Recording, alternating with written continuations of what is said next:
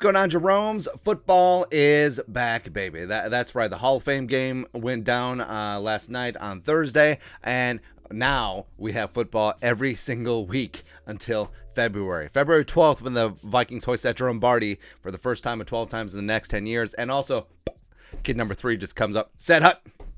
It's going to be good times. But there's a couple of former Vikings legends and luminaries involved in the Hall of Fame game. I wanted to shout them out. Kyle, Jerome, Ezekiel Sluter, 2-time Vikings superstar backup quarterback, because people forget he came back last year.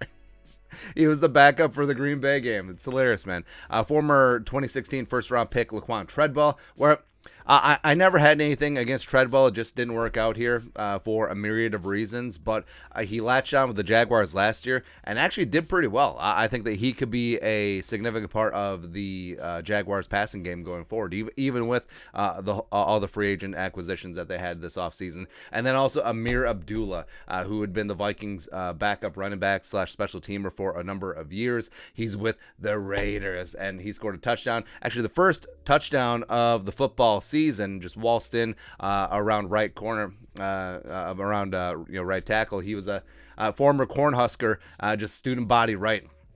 They should have run the option just as an homage to Nebraska, but he scored and also did a sweet karate kick. It was like a Chuck Norris roundhouse kick. Amir Abdullah's been working this offseason, man. Love to see it. But football is back, and we put out in the universe that you have to be a true degenerate to bet on the Hall of Fame game, and I bet the under. I bet the under of 30 and a half and lost. But it is what it is. But looking at the stats, Raiders win 27-11. Now, I did get Raiders -2 because Josh McDaniels is from Canton, plays high school games there. You know that he wanted to show up and show out with his new team. And Jacksonville and Doug Peterson, I don't think he cared. One way or the other. Plus, no Derek Carr in this game. Basically no starters except for Josh Jacobs, which I don't think bodes well for him this season if you're into fantasy. Then, of course, no Trevor Lawrence for the Jaguars.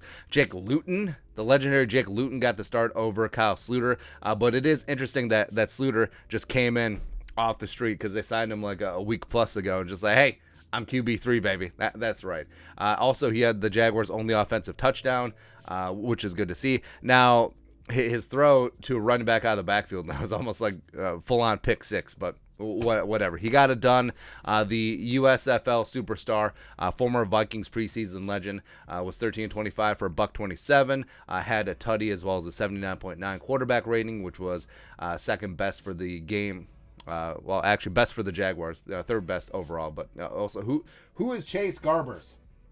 I know Nick Mullins, but who is Chase Garbers? Really doesn't matter. Also, it's interesting that Jarrett Stidham, former Patriots backup, they basically swapped a 6th and 7th round pick for Stidham, and I think that he's firmly ensconced as the backup quarterback for the Raiders. Now, what's interesting, we alluded to, is that they actually played Josh Jacobs, and he actually played significant snaps in the first quarter of the preseason game, which you never see, especially when the Hall of Fame game was the 5th preseason game, when 4 preseason games was the standard. You just didn't see starters out there. So does that say something about Josh Jacobs as potentially starting for the Raiders? It does say something about his fantasy value, because McDaniels was the OC of the Patriots, and the Patriots were notorious for having a running back by committee. It's something that you stayed away from if you played in the fantasy. That is an alarm to go check on the pulled pork. Love it.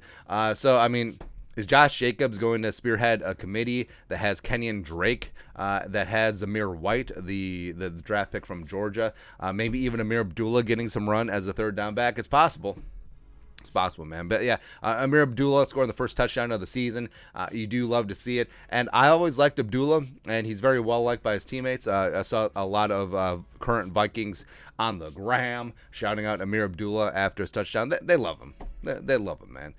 Jaguars-wise, not really much going on. Treadwell had 1 catch for 3 yards, which, Treadwell, his rookie year, his infamous 1 catch for 15 yards line, which is pretty rough. And like we said, where Treadwell he was drafted because Teddy or Bradford or whoever, they needed a tall receiver. Right. Well, actually, it was Teddy at the time because 2016 was a training camp where bad things happened. But Teddy needed that tall, physical receiver. Treadwell at Ole Miss was that dude.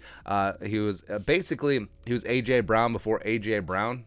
He was that kind of physical guy on the outside. Didn't work out here in Minnesota. He was stuck behind Diggs. He was stuck behind Thielen. He was stuck behind a bunch of other receivers as well. And he just never meshed. Right? He's bounced around the league a little bit, but like we said, he latched on with Jacksonville, and I think that he has a chance to do some good this year, just like he did last year. And then just want to go through Foster Moreau. Hey, if the Vikings tight end issues aren't resolved, trade for Foster Moreau. Like, he's almost out of contract, as well as he's always going to be backing up Darren Waller. So, come on in, man. Yeah, that's right. Demarcus Robinson is bouncing out there. DJ Turner. Ooh, Mac Hollins. Mac Hollins. Love it, man. Let's see. Treadwell, Marvin Hall. Raquel Armstead. That's a name. It's good times. Suter. Put it on the turf, but got it back. Or someone else got it back. It's whatever. Then, Arden Key. Man. So I'm a box score nerd. Just like going through, especially preseason games, and just going through, it's like, hey, that guy. It's always a good time to me, man. It's always fantastic. See, Wyatt Ray, Zach Valkenburg, Kyle Pecco, Darius Phillips, Tayshawn Bauer. Ooh, another Vikings legend. Tayshawn Bauer getting it done. Also, he was back last year. That's crazy. Neil Farrell Jr., Vernon Butler. Wait, hold on. That's not. Wait, this is not Chris Jones, the cornerback, is it? It can't be. Oh my goodness. Another Vikings legend. Who? Chris Jones, who, I mean, God love him, but he may have been the worst cornerback over the last 2 years in the Vikings defense. It was just ungood. Malcolm Kuntz, edge rusher from Buffalo, who I really liked in the draft a couple years ago. Should have been a Viking, but not so much. Yes. Also, I suppose we have to look at Daniel Carlson. Just 2 for 2, as well as bombing one from 55, 3 for 3 on extra points. No big deal. No big deal that he's playing at a Pro Bowl / All-Pro level. The Vikings gave up on him after 2 weeks. Yeah, that was a good move. Just fan-friggin-tastic. Fantastic, man. But that's it. A couple Vikings showed up and showed out in the Hall of Fame game. Let us know your thoughts and our thoughts in the comment section below. Subscribe for daily Vikings takes. Most support the work. Put a little something in the Venmo. But until next time, Skull Production Value.